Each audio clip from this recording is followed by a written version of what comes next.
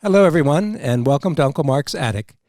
Everyone is cordially invited to join co-host Zach and me, Uncle Mark, as we explore a variety of interesting topics from the fields of paranormal activities, conspiracy theories, unsolved mysteries and disappearances, and lots more.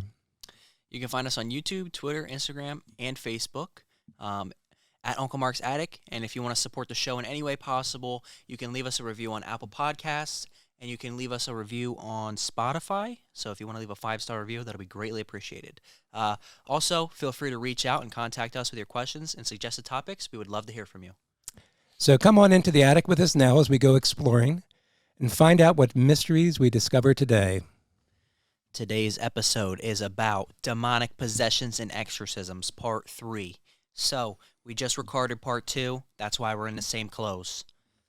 In our previous podcast, Part 1, Demonic Possessions and Exorcisms, we talked about some of the basic information about this subject. We discussed what is a demon, what is a demonic possession, and what exactly is an exorcism. If you have not already watched Part 1, we strongly recommend that you do, as it will help you better understand and benefit from watching this Part 3 segment. In our other previous podcasts on the subject, Part 2, we took a detailed look at some of the cases of demonic possessions that Dr. Richard Gallagher wrote about in his book, Demonic Foes, My 25 Years as a Psychiatrist Investigating Possessions, Diabolic Attacks, and the Paranormal, which was published in 2020.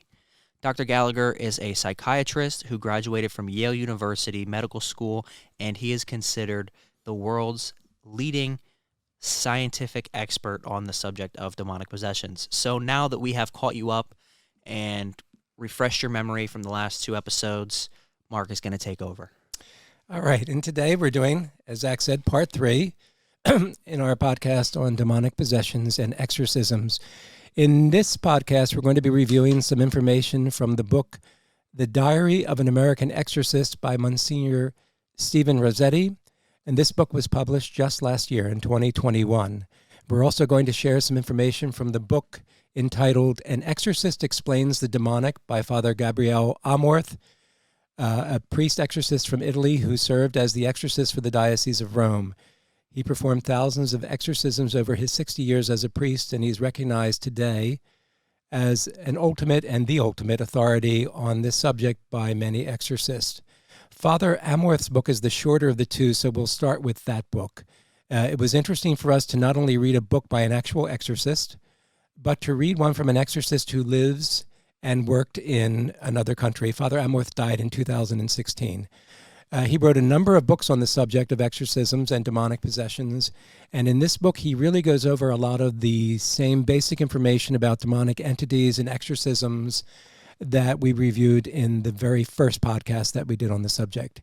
And he did write at length in this book about the 4 levels of demonic activity that we went over in Part 1, but I don't think it'll hurt for us, Zach, to go over those again. It's just a bit of a refresher because they're really an important bit of information for everybody to try to get in their heads. All right. So, starting with level 1, and the most common type of demonic activity is infestation. These activities are things we commonly associate with the classic haunted house, which would be loud noises, electrical appliances going off and on by themselves, mysterious voices, foul odors, windows and doors opening and slamming shut, loud footsteps, and so on and so forth. These infestations are often the result of some previous activities in the location, like satanic rituals, seances, the abuse of minors, a murder, or a suicide. Usually a blessing of the building will take care of the problem.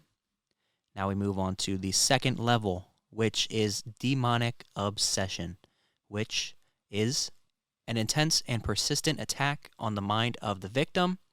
The person will suffer with obsessive impulses to harm others, kill someone, in other words. They will have the overpowering thoughts that make them think they are going insane, and thoughts that the only way to get out of this condition is to make a pact with Satan. Again, this does not require an exorcism, usually a blessing and prayers with a clergyman, and the victims should seek psychiatric assistance. The third level, as we've mentioned before in our previous two podcasts, the third level is demonic oppression, or as Father Amworth termed it in the book, diabolical vexations. I think I like that title. That's definitely an eye catcher there and an ear catcher too. Now, this is the most common form of demonic activity. Actual physical and psychological attacks against the victim, scratches and bruises, illnesses that seem to not have any apparent cause, and the person will often show an aversion to anything sacred or having to do with God. They'll have a physical inability, for example, to step into a church. Usually also blessings and deliverance prayers are the normal remedy that would help anyone in dealing with this level of demonic possession. Finally, the rare fourth level is total demonic possession. And we want to keep saying this. I know I stressed it a lot in the first podcast. Extremely rare, but it is real. And it's important that we go over all of this. A demon, according to Father Amworth, very rarely Satan himself, a demon will take temporary control of a person's body. They will speak and act through the body without the person's knowledge. And this occurs during moments of crisis. The victim enters into a trance state. And in the moments of crisis, the demon can manifest itself through strange bodily contortions, displays of unnatural strength. It will show the ability to speak foreign and ancient languages and have knowledge of secret or hidden things. After the crisis passes, the victim will not remember anything that has transpired. Now, at this level, the full physical possession of a person, this requires the actual rite of exorcism to be performed in order to have the actual liberation of the victim. And the actual liberation can require multiple sessions. Sometimes it can actually require a number of years before the possessed victim is actually fully liberated and freed of the demonic possession. So Father Amworth does mention that he worked with many victims who were people of different faiths. He felt that those who were distant from their faith were the more susceptible. Also, the victims came from all age groups, as we previously spoke about in the last episode, which I think was a pretty good example. Yes. In his work in Italy, he often worked with victims who had become involved with satanic groups or cults. He saw the lure of these groups as being their promise that there is no limits to your pleasures and no one has the right to command you. You are the God of yourself. He did see cases where some of these people had been given gifts when they concentrated themselves to Satan. These gifts included foresight, the ability to see things that would happen in the future, and clairvoyance, the ability to see people and things that were not visible. He dealt with many cases that were multiple spirits acting upon the possessed victim at the same time, and there was a noticeable hierarchy to these demons in these cases. Some demons definitely showed that they were in charge of weaker demons. He wrote that he always insisted on psychiatric evaluations first, which is a big step. Yes. And we've talked about that both in our first and second podcast on this topic. And it's interesting to see that it's not just an American thing. Here we are reading a famous Italian exorcist. And yes, psychiatric evaluations are absolutely vital and mandatory before any exorcist should go forward with the performing of a rite of exorcism. Because as all of these exorcists have said, and Zach and I have talked about this in both of the two previous podcasts on the subject, the vast majority of people who are brought to an exorcist by family members or friends who suspect possible demonic possession, the vast majority of them will be found to really be suffering from mental illnesses and mental disorders. It's not a possession. So it's very important that they have those psychiatric evaluations performed as part of the whole discernment process of determining what exactly is going on with this poor person and then getting them the proper treatment. In most cases, it will be psychiatric treatment that, like with Dr. Gallagher, that's what he is, a psychiatrist. That's what you want to have. So it was good to see that confirmed. He saw many cases where the possessions, now this is in Italy, were a direct result of a person trying to resolve a problem by turning to a wizard or witch or to occultism, or it often involved a person who was persisting in leading and living a life of sin and vice.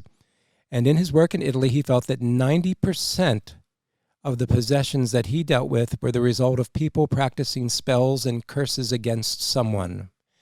Now, that is not the case here in America based on our research and reading to date. We have come across some references to possession cases that involve some sort of a curse being placed on someone. Dr. Gallagher talked about that in his book, Demonic Foes, and also Monsignor Rosetti spoke about that in his book, The Diary of an American Exorcist. But that is not the case for the majority of the cases that we have been researching and read about. That seems to be more of something within the cultural context of Italy. But for him, that's very interesting that such a high percent of the cases he was working with did involve the use of spells and curses. Father Amworth also did write about cases where victims did literally levitate during an exorcism. Zach and I were talking about that in the second podcast that we did on this subject. And he stressed the importance of having people there with the exorcist who can immobilize, who can restrain the possessed person if necessary. He also wrote about a number of cases where he had victims who vomited up nails, glass, and other physical objects during the exorcism. These actual items appear to materialize during the process of vomiting itself. So it's not that they're coming from the stomach or the intestine, something like that. It seems to be that as the person is unfortunately vomiting, they're literally appearing as the vomit is coming out of the person. So, but they're real objects. But it's not like, oh my God, these nails were inside their, you know what I mean? They were inside their stomach or the glass. Small statues of actually little figurines have been seen. It's not that, but just it's a technical point, but just want to make that clear that it's not that these things are coming from deep within the person's anatomy, within their body, but these are things that seem to mysteriously appear. They seem to mysteriously materialize during the process of the vomiting itself while the exorcism is going on. While reading his book, we could not help but notice that much of what he wrote in this particular book that he wrote confirmed what we had previously read in our research on possessions and exorcisms. I'm sorry. I looked really shocked on that because I just realized what you said. They're vomiting nails and glass. Oh yeah, and other yeah. objects. Mm-hmm, mm-hmm. So are these people swallowing these prior? No, beforehand? that's the point. This is rather quick review. And Father Amworth's book was smaller. We're going to go into a little bit more detail in this topic about the vomiting and these objects materializing with Monsignor Rosetti's book, The Diary of an American Exorcist. We'll go into a little bit more detail, but yeah, we'll just stop here because it is a good question because believe me, it's an incredible thing to think about. But this is an ability that has been displayed numerous times during numerous exorcisms where demons, it's yet another power that they are able to display when in their state of rage and hatred and they're being attacked. That's what an exorcism is. The exorcist is attempting to drive them out of a possessed person. That yes, they can make objects materialize out of nothing. Dr. Gallagher speaks about this in his book too on demonic foes as a psychiatrist who's worked and assisted at actual exorcisms many times. But Monsignor Rosetti really goes into it because, I don't want to go too far ahead into our talk here, but he'll explain why, what is happening as far as why are they vomiting and all that. Yeah. It's just explained. But the point is, it's an incredible mystery when you think about it because these objects are real. Now, I did read myself in some of the research I was doing about one exorcist in Italy who actually kept one of the nails that was vomited out by a person during the exorcism. Kind of strange, but yeah, which is very interesting. But very often, from other reading that I've done, some of these objects they materialize during this process in the midst of an actual exorcism, but then they dissolve very quickly or disintegrate, if you will, before anyone could actually. But they do hit the ground. There are nails. There are pieces of glass, small figurines, hair, It's a snake on one occasion. We'll be talking about an actual snake came out of a person. So, but the point is, these objects aren't inside of them. It's happening at that very moment when the person is spewing out. I hate to, but we might as well go into the details. If you have a weak stomach. Okay, let's, when it's coming out, that's when it's happening. It's not something that was actually physically at that moment inside of them. But just think about the mystery of that and the incredibleness of that these entities, these demonic entities, are able to materialize something out of nothing. I find that a mind-boggling concept, let alone reality, but it's reported in many cases. Not every exorcism, and not by any means in the rare cases of exorcisms that are actually performed, say here in the United States, but it does happen. So it happens enough that it is addressed by Father Amworth and also by Monsignor Rosetti in his book, and by Dr. Gallagher too, that there is that strange ability to make things materialize out of nothing. And as I told you in the second podcast, I mean, this whole area of demons and demonic possessions, exorcisms, it's the supernatural. It's nobody has their arms around the whole topic. There's a lot of mystery still. Even experienced exorcists like Father Amworth or Monsignor Rosetti certainly in his book bluntly states, there's a tremendous amount of mystery. We just don't have all the answers. We don't understand it. It's beyond our comprehension. That certainly is right there, let alone the ability to levitate the body, to defy the laws of gravity. These are real mysteries that we don't know. We don't have an understanding. Nobody has it. Nobody has a full understanding or can give you a complete and comprehensive explanation of how can these type of things happen. They just sound totally unreal, magical. Yeah, I just real quick, you need to go up a little bit. Okay. The other way. Oh, I'm there sorry. There we go. I just wanted to also state that you would find me nowhere near an exorcism to even begin with, but if I were, per se, in a room with an exorcism happening, and someone threw up a snake, I will no longer be in a 5-mile radius of that location. I'm not volunteering. No. All right. Monsignor Stephen Rosetti is the president of the St. Michael Center for Spiritual Renewal, a nonprofit Catholic organization that prays with the people who are spiritually suffering and in need of healing and deliverance. St. Michael Center conducts spiritual education workshops and trains clergy, religious, and laity. Mm-hmm. Okay. He served in the U.S. Air Force before becoming a priest, and he is also a licensed psychologist. Oh, psychologist, sorry. Yeah. He has been I don't even know what that word is. A diocesan exorcist. Yeah, I've never heard of that. Yeah. Just means for a specific, the Catholic Church has a geographic breakdown, in each country, and they're called a diocese. It's a specific, it can include so many counties in a particular state or whatever, but that's a diocese. So he was an officially appointed exorcist for a particular diocese. That's what that means, a diocesan exorcist. Okay. So just like Father Amworth was a diocesan exorcist for Rome as one big diocese. Yeah. Okay. He has been a diocesan exorcist for over 12 years and has participated in hundreds of exorcisms. His book, Diary of an American Exorcist, was published in 2021. Each entry in his book is a factual account with no hype. Yeah, he stresses that. He wants everyone to realize there's no need for hype, no need for exaggeration, no Hollywood here. I went out and got the book as soon as it came out last year, and it's a fascinating book. There's a lot of information in there. We're just going to go over some of the basic things again, because a lot of it repeats things that we've already talked about and covered in the first podcast and in the second podcast. We don't want to keep repeating a lot of the same things, but he does go over some of that.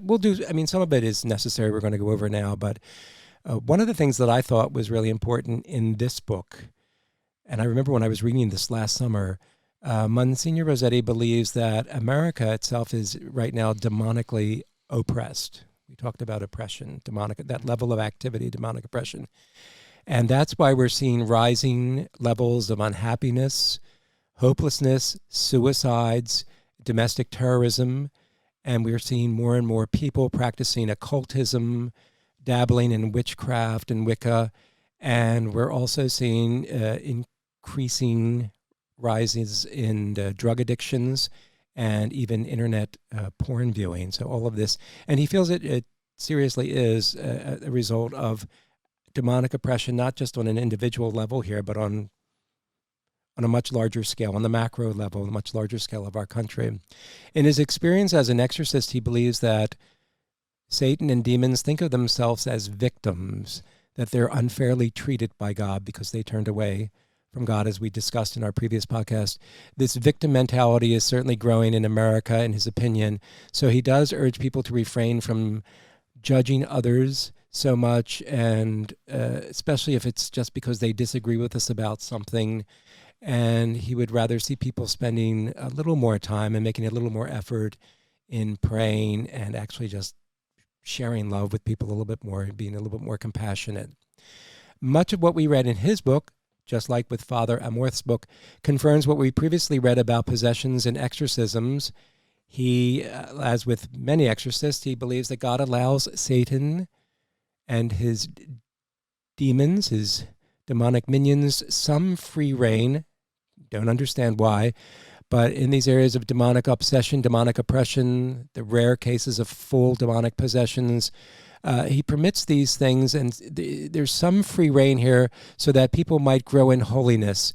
In his work as an exorcist, he has seen many possessed people who will become stronger in their faith, and they do go on to lead much better and productive and holier lives as a result. He also confirms that demons are limited in the harm that they can do to an individual. They cannot directly kill human beings, and since demons are incapable of love, they can never, capital letters now, they can never enter into any type of a loving relationship. But they have the natural urge for some type of union, just like human beings would. So this drives them then to seek to dominate and possess human beings, and even, in some instances, physical locations or places. In our Part 1 podcast, we provided some of the details of the actual rite of exorcism that is used by Catholic exorcists. Monsignor Rosetti says that the 1614 rite, which was written in the year 1614, Mark, you already know I have to ask, were you there? No, I was not there. Thank you. Just messing. Just a little before my time. A couple years. Is the favorite of most exorcists. Once the actual rite begins, he usually sees the demon begin to manifest itself within the first 20 minutes. The possessed person gets, quote-unquote, the look. Their faces show overwhelming rage and pure evil. He stresses the importance of having a full team of people involved in all exorcisms. There will be at least 2 priests and a number of lay people who will pray with the possessed person and physically restrain them if necessary. Often one of them serves as a big brother or sister to the victim, and psychiatrists and psychologists are always involved in the initial process of discerning if a person has a mental health issue rather than is the victim of a demonic possession. So what he is basically saying is you need to be prepared. And unlike the guy in, which case was it? It was... Yeah, in podcast 2, we talked about the case of the Lutheran deacon. What was her name? Barbara, right? Yes, Barbara, yeah. Mm-hmm. Yeah, he decided he wanted to go in there, do it by himself, gets thrown up against the wall. Personally, would not be me. I would never do something so dumb. But yeah, you want to be prepared for these kind of things. You want to have a good team, especially people who can kind of hold back this person and restrain them, as well as other people who will be able to help you fight the demon with prayer and other... It's a team effort. Yeah, it should always be a team effort. Yes. For the safety and security of everybody. Yeah. In his experience as an exorcist, there have been cases where the demon possessing a person calls out for help from other demons during the actual exorcism.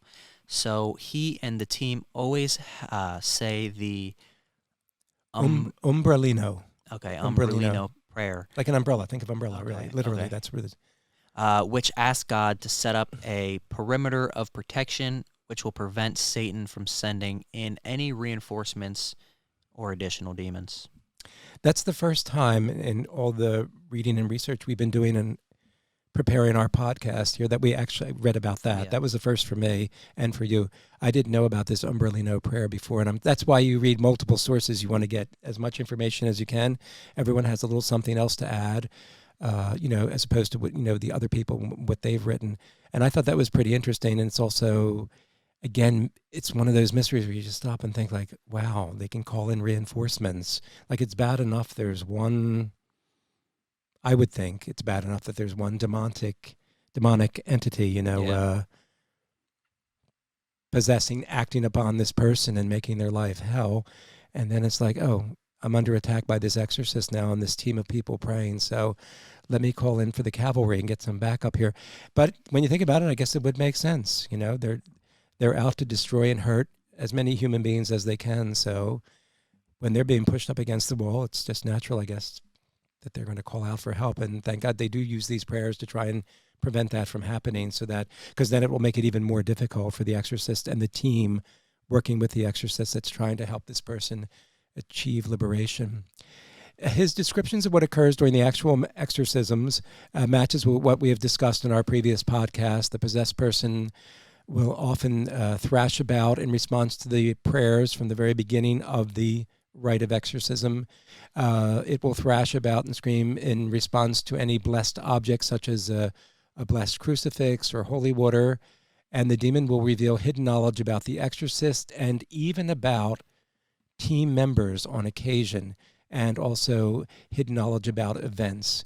And the eyes of the victim sometimes will actually transform and even change color. We had mentioned that one case, I think it was in the first podcast where I talked about, it was Monsignor Rosetti. It's in his book, where in the one case he actually saw someone's eyes literally turn from blue to yellow. The pupil shrank down, and then basically the face of the possessed victim slowly was taking on the appearance of a snake, of an adder snake. So it's a frightening thought that there can be such phenomena involved in what the person is suffering in their body while these events are going on. Exorcisms can be, as Monsignor Rosetti makes very clear, they can be very stormy affairs. The victims will often scream and curse, make threats, and that's the demonic entity doing all this through the person's body that it is acting upon. This indicates that the demon is in pain when they're screaming and cursing and making their threats. Some of them can be very boastful, and the victim may vomit. Now, Monsignor Rosetti, here we go, Zach, we were just talking about, advises that the victims have actually vomited metal nails, spikes, hair, small figurines, I don't know what they're of, he didn't specify that, and even a snake in one case. So the objects literally materialize out of nothing. In his experience as an exorcist, this is very important, the vomiting normally indicates that the demon is in the process of leaving the possessed victim. The screaming and the yelling is because the demon is in pain, because anything to do with God, with holiness, anything with sacredness, sanctity, is causing the demon to be in pain. But the actual, if it gets to the point where the victim is vomiting, in his experience, that's indicating that it's actually in the process of leaving the victim, which is the beginning of liberation, the beginning of that full freedom for the victim. During the exorcism, the demons can also cause flashes of light to appear in the room. Wherever the exorcism is taking place, flashes of light, they can move objects, slam windows and doors, and that full liberation of a possessed victim can take, as we've said before, weeks, months, and even years in some very difficult cases. And both Father Amworth said that in his book, and Monsignor Rosetti is saying that in his book, The Diary of an American Exorcist. And also Dr. Gallagher talks about that in his book, Demonic Foes, with some of the cases that he himself is involved in. This is not a quick process usually. So now we're going to shift into haunted houses. In our previous podcast, we spoke about demonic infestation, the demonic possession of a location such as a house. Monsignor Rosetti believes that many so-called haunted houses are actually infested with demons. In his book, he addresses the difference between ghosts and demons. Ghosts are the spirits of deceased human beings, and demons are fallen angels. Ghosts try to get people's attention because they need prayers and help to get to their final place of rest, and demons are out of control and terrorize and destroy people. So, ghosts will harmlessly manipulate objects to get your attention. Demons will do destructive things. They'll break objects and they'll attack people. Demons will sometimes pretend to be friendly ghosts to fool you and worm their way into your life, and you see that in a lot of cases with children. If you have ghosts in your home, saying prayers for the dead and having masses said for the deceased right there in the house will normally help. If there are demons in your home, it is determined that you have an actual demonic infestation. Prayers of deliverance and sometimes exorcism will be needed. And the whole ghost thing is something we're going to touch more on in another episode very, very soon. Hopefully, it'll be the next one after this next one we get out. So it'll be part 3, and then we're calling it this mystery episode, but we both know what it is. And then it should be ghosts next after that. Yeah, we have we've written up quite a bit of information on what we want to do on our very first podcast on ghost. I'm really glad that Monsignor Rosetti actually addressed the whole issue of ghost in his book, The Diary of an American Exorcist, because they are real. That's why he wrote about them. This is certainly someone, he's not normally dealing with it, but you can tell and when you were reading his book, yes, he has had encounters with haunted houses, so to speak. So as he said, that there has to be a determination made. Is this ghost, the spirits of someone who has died but has not passed on, whatever that means, into the next level? Sometimes you hear the phrase, into the light or whatever. Is it, a deceased human being, or is it in fact a demonic entity? Because that's much more dangerous and that's going to be much harder to work with. But it just shows you the reality, again, of this whole mysterious realm of the dark world and everything that can be involved. But I'm glad that he addressed this because that is important to know. Ghost, there's all these TV shows that have been out over the years, and God knows there's no shortage of videos on YouTube and all of that. I mean, I know it's a very popular topic, but Zach and I are going to try and address that on a very rational level, but thorough level. We're going to be looking at this very carefully, and we're going to be doing multiple podcasts, quite frankly, and hopefully at some point we may be able to do our own investigations with film work and all of that. Neither one of us is volunteering to be present at an exorcism. I know I don't want to be there.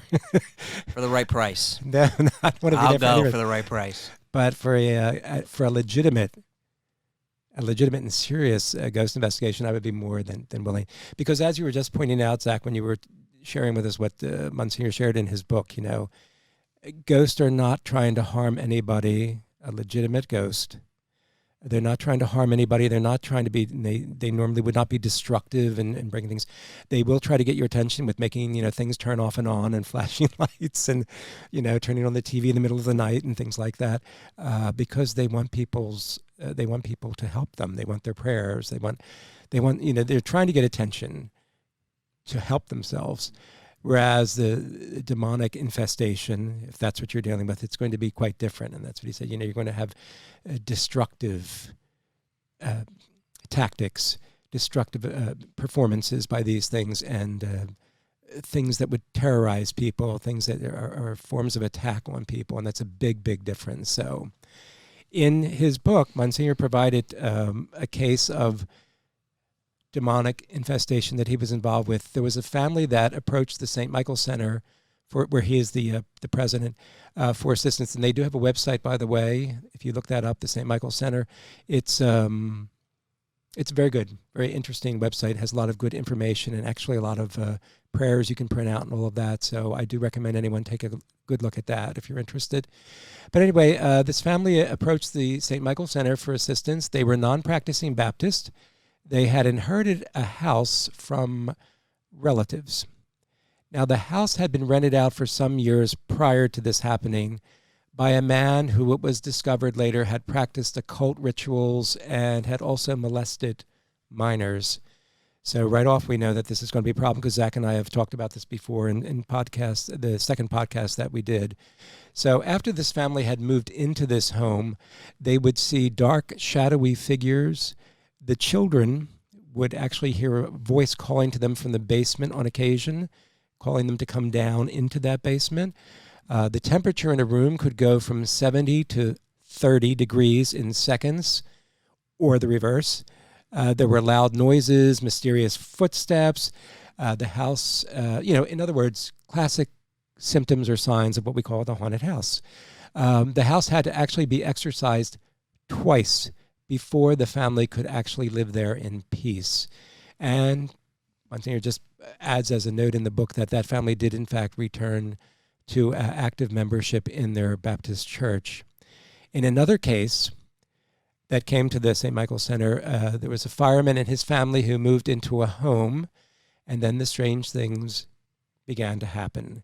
You had the lights turning off and on by themselves, doors opening and closing. Alexa would be playing music without any prompting from anybody. I don't know if that happens normally because I don't have Alexa, but you... Sometimes, actually, I actually woken up and music has been playing. Okay, well then we're going to investigate your... serious. I don't know. I don't have that experience, but the family did report that Alexa was playing music without any prompting. And again, the rooms could go from being comfortably warm to being freezing cold in seconds. And both the fireman and his wife would, on occasion, see a rather dark, shadowy figure that would give them the impression that it was a menacing character or entity. They did not know it when they moved in. Here we go again, Zach. But the house had been previously used for drug and sex trafficking, and there had actually been several murders committed there in that. I don't know how that could be kept secret. I would think that would be required to be told to people. You know what I mean? Moving into the house. That's actually illegal. I think I would think, but anyway, this is what happened. This is the report came in. So that home was clearly demonically infested. That's that demonic infestations that we've talked about, and deliverance prayers and an exorcism were called for and necessary in order for them to be able to live in their home. I do think that that's supposed to be required. Certainly about murders or suicides, I was fairly certain that that's legal. I thought most states, if not all states, require that legally. But I don't know what state that happened, and it wasn't specified. But I mean, this has nothing to really do with demonic attacks, but I have been watching Breaking Bad, and it kind of goes with what we're talking about. Mm-hmm. In the one episode, the guy gets his lawyer, and he needs him, and he's trying to buy this house from his parents, and his parents think he's, you know what I mean, a jack off, he does drugs, whatever. So they're not going to sell him the house directly. And the lawyer comes to him and he's like, "Oh, I'll give you X amount of money for the house." And they're like, whoa, that's way too low. And he goes, "Well, you didn't disclose that there was also a meth lab in the basement. So so we can either go to court for this and we'll take the house for nothing, right, or you can sell it to us for $400,000. Oh, yeah. So I don't know if I don't know if that's a thing with murders and sex trafficking. You would assume and hope that would be a thing. I would hope so. I mean, the first question I'm asking when I buy a house: did somebody die here? Yes. That is the most important question. I don't care how big the bedroom is. Did somebody die? That is the only thing I need to know. And they tell you, no, we don't think so, but the kitchen's great, isn't it? I mean, no, we don't want to hear that. Taking a black light with me, see if there's blood stains. If someone died, even the pictures. Sometimes I'll look at pictures of houses. I'm like, I don't even need to walk in the house. That's haunted. That is haunted. You know, you've got me thinking out loud now here. If you don't mind me just digressing here for a minute here from our prepared script here or notes that we usually use. But in the first podcast, I remember telling you about a friend of mine who was having a problem in her and her husband in their home. I had to go back and look at I had written some notes about this actual incident. It was a coworker of mine for many years, and she had come to me with a problem. And in the first podcast, I had mentioned to you that she had the crucifix from her father's casket after he died was on the wall, and she would come home and it would be down, leaning against the wall, on the floor, not like it had fallen. Yeah. But initially, and it would happen over and over and over again. And her husband, of course, thought maybe it's from traffic vibrations, from the vehicles going by outside and all that. But it just kept, and then other things started happening, like the TV going on and all that.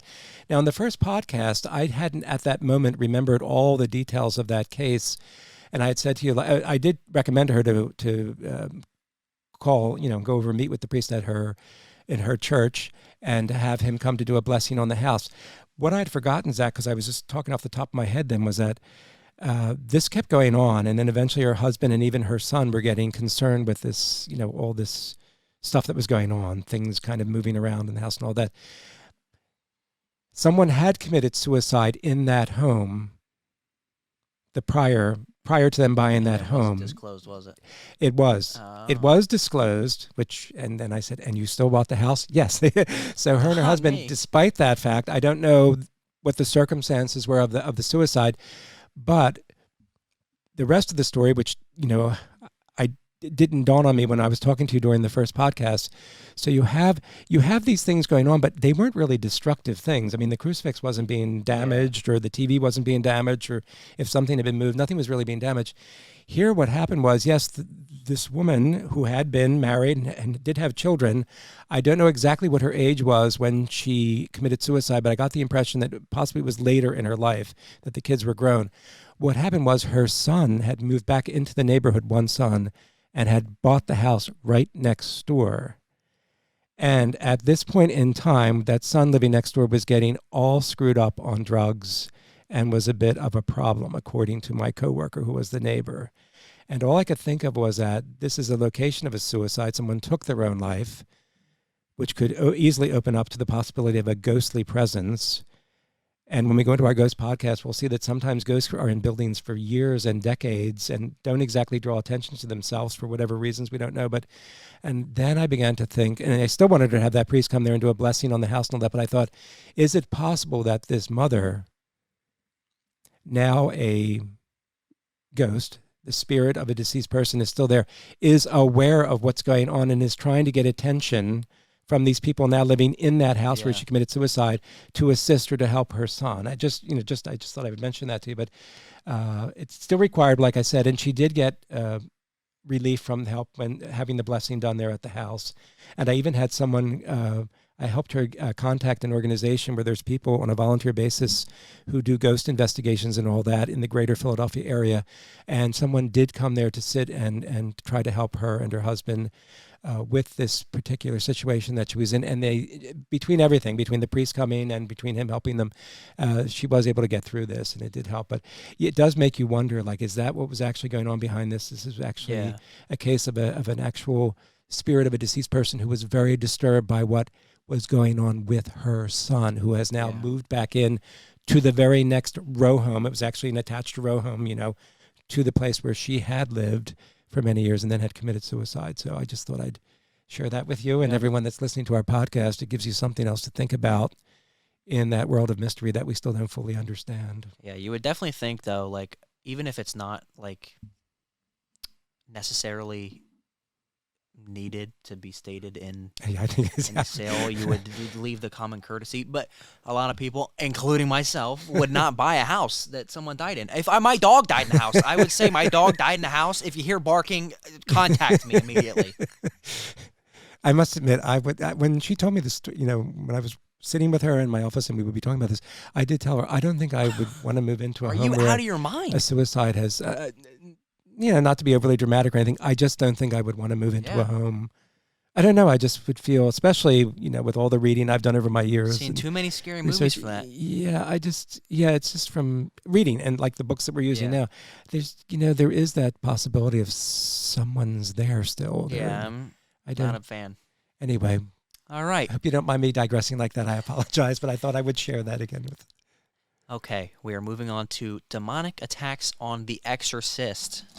In our previous two podcasts, we did talk about the fact that usually an exorcist will have a team of people with him. A prepared exorcist will have will have a team with him during the actual exorcism, and the members of the team do need to physically restrain the possessed person at times. In his book, Monsignor Rosetti does admit that over the course of many exorcisms that he has been involved in, he has been spit on, physically knocked down, choked to the point of almost passing out, been punched and kicked, and even concussed once. Now, if I'm spit on, I don't care if you're possessed by a demon. I'm going to knock the demon out of you with my fists. Yeah, that's a danger, and you don't want to do that. He believes that in every possession case, Satan has two primary goals. The second goal is to keep the possessed person from being liberated, freed of the demonic possession. And the first goal being to destroy the exorcist, priest's vocation, and to divide the team with self-doubt and demonic obsessions. Right. In the second podcast, Zach, you remember we were talking about an actual exorcism that was going on where Dr. Gallagher himself was physically present there and was restraining the woman, helping to restrain the woman on the couch. And he said that it would appear that she was trying to bite him at times, but it always seemed like there was this line that wasn't crossed where she was, try to control yourself now, where it come within an inch of his arm, but, there seemed to be that line, and that was, something that he had observed in other cases and other exorcisms where he was physically present. Exorcists themselves had told him about this type of thing. But as you can see here, what we were just saying now, when you read this book, sometimes there is no line that's actually stopping them, and you can see him being punched, you can see him being kicked, you can see him being spit upon, being choked, or definitely, suffering from a concussion. So once again, it's part of that whole mystery that we're dealing with here. Sometimes yes, sometimes no, apparently, because certainly in Dr. Gallagher's case, it wasn't just him. Like he said, other people, you would think that she was attempting to scratch them, the demon acting upon the person, using the person's body during the possession is trying to, physically hurt the person, scratch them, punch them, whatever. But he would notice that they seem to only be able to go so far. But on the other hand, as you can see with some of Monsignor Rosetti's experiences that he shared in his book, there were times where he himself, let alone someone else on the team, but he himself has certainly been assaulted and physically touched. So it just adds to the mystery of it all. It just shows us that nobody knows all the answers. Nobody fully understands this.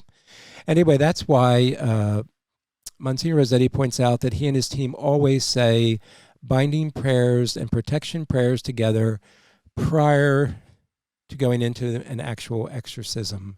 He does report on several cases of exorcists who ended up becoming sexually involved with women who had come to them for assistance, and they literally left the priesthood rather than continue on as both priest and as an exorcist. So he said that's the kind of thing, and that's exactly what a demon would want more than anything, is to destroy them in their vocation of priest exorcist, and to just once again and meanwhile continue to possess the person that had come to them for assistance.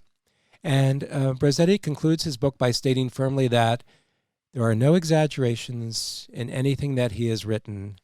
Much still remains a mystery, as we've said. We are dealing with unseen forces in the supernatural realm, and he concedes that some exorcists may read his book and may disagree with him on some points.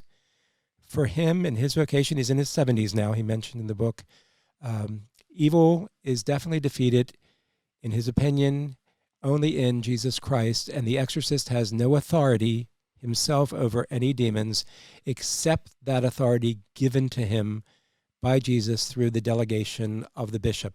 That's all part of the formal ritualized rite of exorcism. Certainly in the Roman Catholic faith, everything, there's rules and regulations that must be followed. There's a set way, form, and format that must be followed, and that's what he's saying, is that in his opinion, that is the only way to go. That's the only way that's going to work. I would mention one thing I didn't put in our notes, but I do remember when he was in the Air Force, he said, these exorcisms can get very stormy. As he said, they can get very physical sometimes. And he said he remembered when he was in the Air Force, he had to take all kinds of, training and different things. And one of the things they had to train in was knife fighting.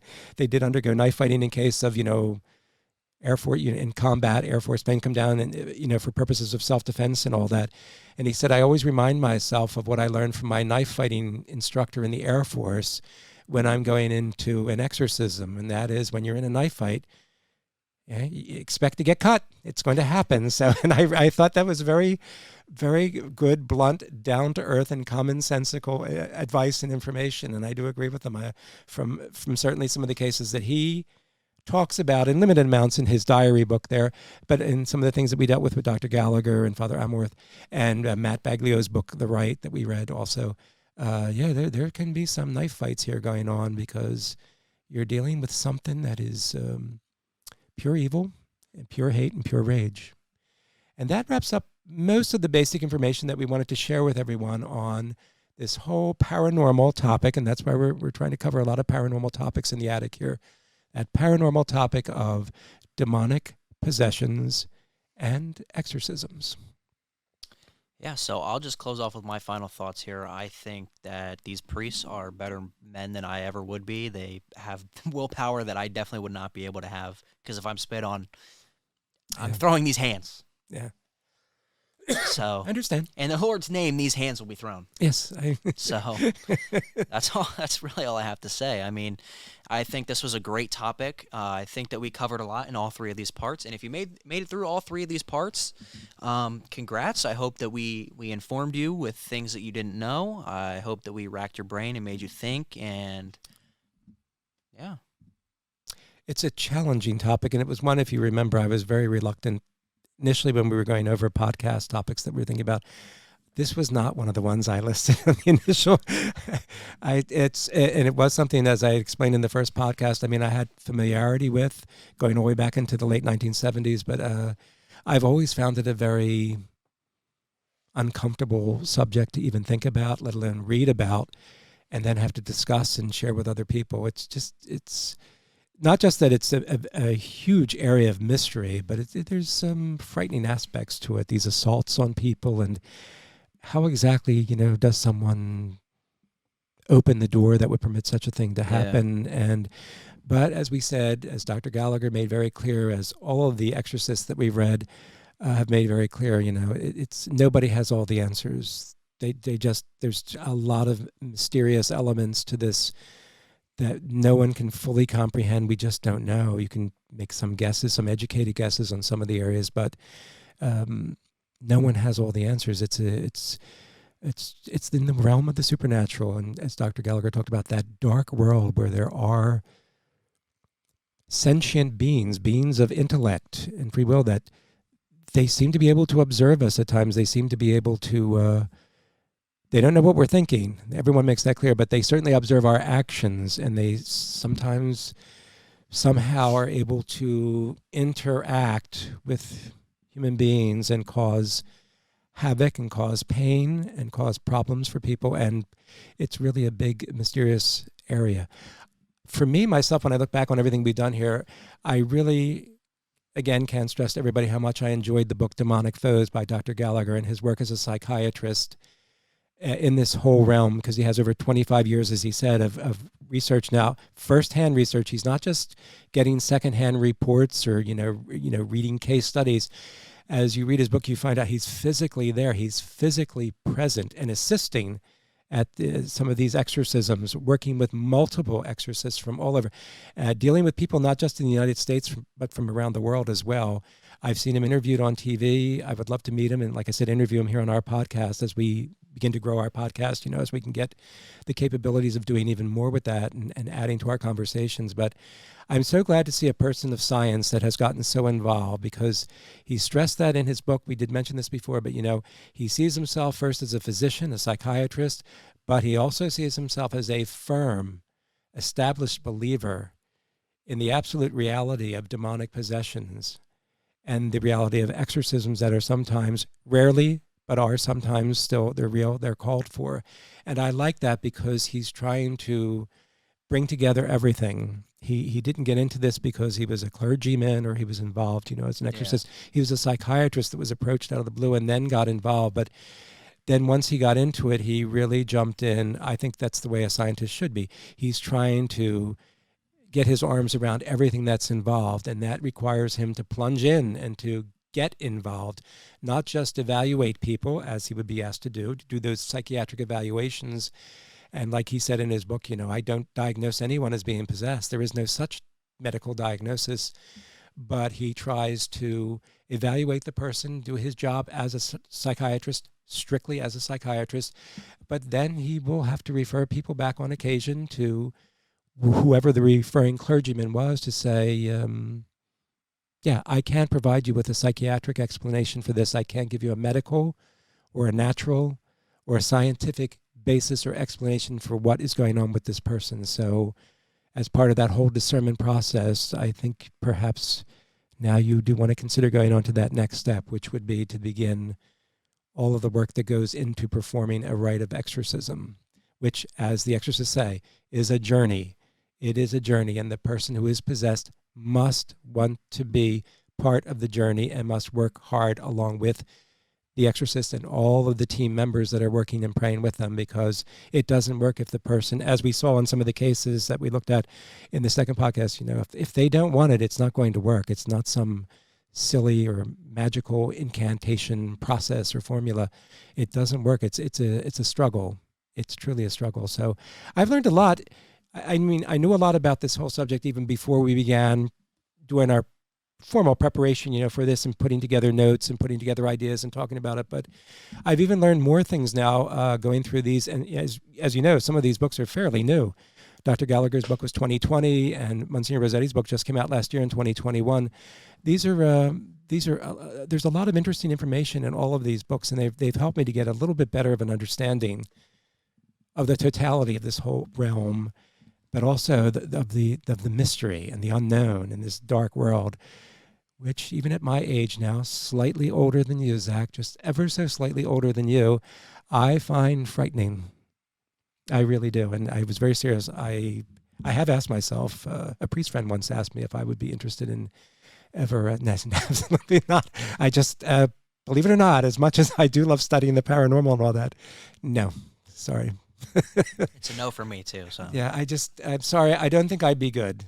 I would want to help the person. Believe me, I want to help them, and I'll be glad to pray for anybody. But I just, and I will pray for anybody. But I don't know if I have, the physical stamina of what required of me to go in there and be.